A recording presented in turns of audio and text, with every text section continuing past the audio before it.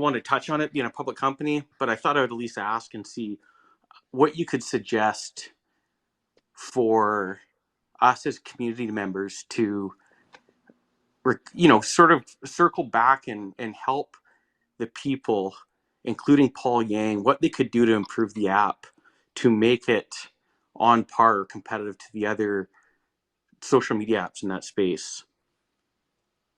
No, it's a great question. So for those of you guys that don't know, Lomotif is one of the companies that one of my portfolio companies acquired. Paul Yang's an old friend. It's very similar to Triller, very similar to TikTok. It's a social video editing app.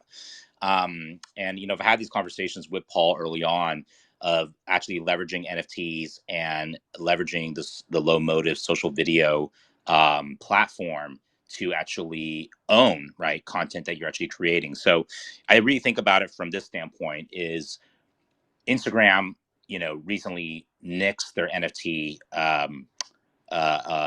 product, right? And Metaverse, Meta did the same. Some others are doing the same.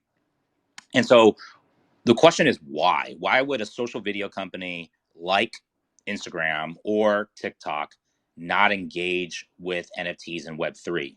I have a few ideas why. And I guess because this is focused on a Web3 conversation, Lauren, my suggestion right now is that there is a massive opportunity for social media and social video and platforms like Lomotif or TikTok to really grow and take advantage of this technology. But at the same time, I think it's still very early days. So I think the reason why most likely Meta shut down their NFT strategy on Instagram was because there just wasn't enough users.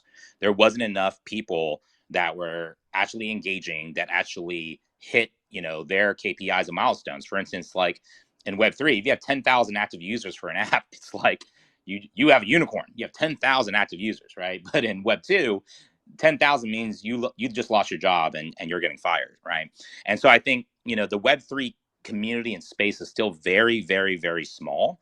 And so my advice would be, if you're going to test it, right, you have to test it with a very, very specific community, which is, mainly right now in Web3, these early adopters, these early engagers, these speculators, these shillers, these investors, these degens, and really build a model and a product that works, that makes sense for Web2 without Web2 feeling the friction. And so I really do think that Lomotif, social video companies like Triller, like TikTok, really start testing something first and seeing, whether there's that engagement and it works.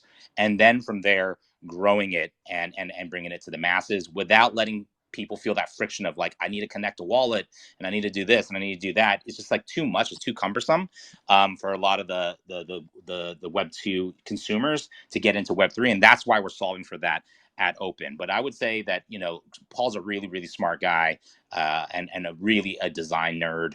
I think, with the right help, right support, right capital behind him and the right talent, Lomotif will definitely get to where it needs to get to. I definitely think they should test some Web3. I've had discussions with Paul about this, and he's had different ideas and products for NFTs and Web3.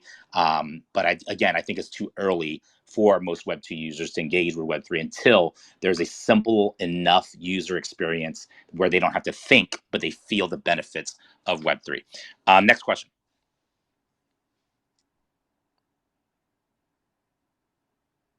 Yeah, that was it for me, Jason. I'll step down. Again, congratulations on all your success, and have a good night. Thank you, Lauren. Cool. Next person, we have Raven here. Hey, Jason, that was really great, inspiring story you have, like from Wave 1 to Wave 2 to Wave 3. So, my question for you is, like, what kind of challenges did you